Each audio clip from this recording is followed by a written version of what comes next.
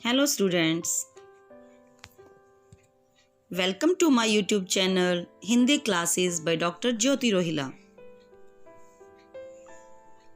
आज मैं डॉक्टर ज्योति रोहिला आपके सामने हिंदी गुंजन पाठमाला कक्षा 7 की कविता पहली बूंद, जिसके कवि गोपाल कृष्ण कोल जी हैं, इस कविता के प्रश्नों के उत्तरों को आपके लिए लेकर आई हूँ। क्योंकि आपको इस कविता के प्रश्नोत्तरों को खोजने में कठिनाई हो रही थी, तो इसका समाधान आपके सामने प्रस्तुत है। प्रिय विद्यार्थियों, अभी हम मौखिक प्रश्न शुरू करने जा रहे हैं। प्रश्न संख्या 1। वर्षा की पहली बूंद से धरती की प्रसन्नता किस प्रकार प्रकट होती है?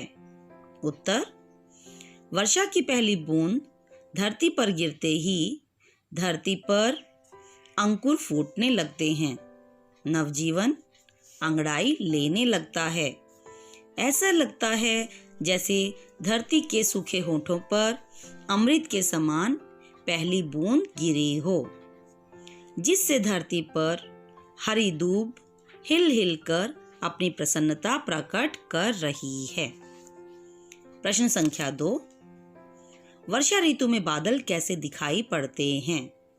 उत्तर: वर्षा ऋतु में बादल ऐसे लगते हैं जैसे वे नगाड़े बजा रहे हों। वे काली पुतली के समान दिखाई देते हैं।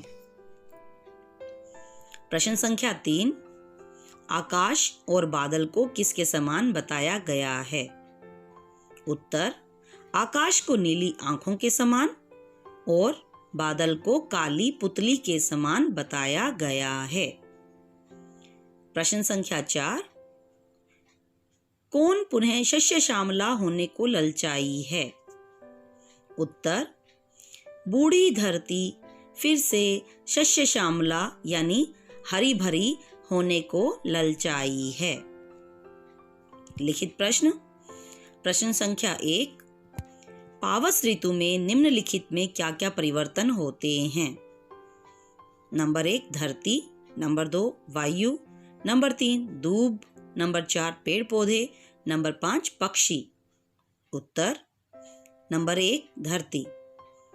वर्षा की पहली बूंद गिरते ही सूखी धरती से अंकुर फूटने लगते हैं और धरती फिर से हरी भरी हो जाती है। नंबर 2 वायु।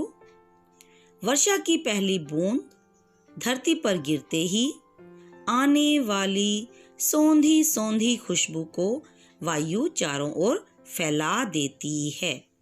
सौंधी सौंधी यानी मनमोहक खुशबू। दूब।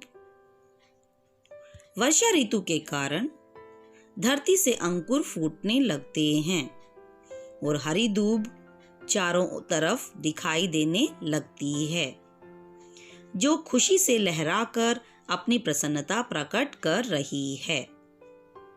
नंबर 4 पेड़ पौधे। पावस ऋतु में पेड़ पौधों पर नए नए पत्ते आने लगते हैं। धरती फिर से हरी भरी दिखाई देने लगती है। नंबर 5 पक्षी। पावस ऋतु में यानी वर्षा ऋतु में पक्षियों की चहचहाट सुनाई देने लगती है। प्रश्न संख्या 2। धरती को बूढ़ी कहने का क्या तात्पर्य है? उत्तर: धरती को बूढ़ी कहने का तात्पर्य यह है कि बिना बारिश के धरती पर चारों ओर सूखापन छा जाता है, जिसके कारण धरती पर दरारें दिखाई देने लगती हैं। धरती तेजहीन और कांतिहीन हो जाती है। बारिश की पहली बूंद से ही धरती फिर से हरी भरी हो जाती है। प्रश्न संख्या 3। दिए गए अर्थ से संबंधित कविता की पंक्तियां लिखिए। सूखी धरती पर वर्षा की एक बूंद अमृत के समान आकर गिरी। उत्तर: धरती के सूखे अधरों पर गिरी बूंद अमृत सी आकर। प्रश्न संख्या 2। नीले नयनों रूपी आकाश में काले बादल काली पुतलियों के समान प्रतीत हो रहे हैं।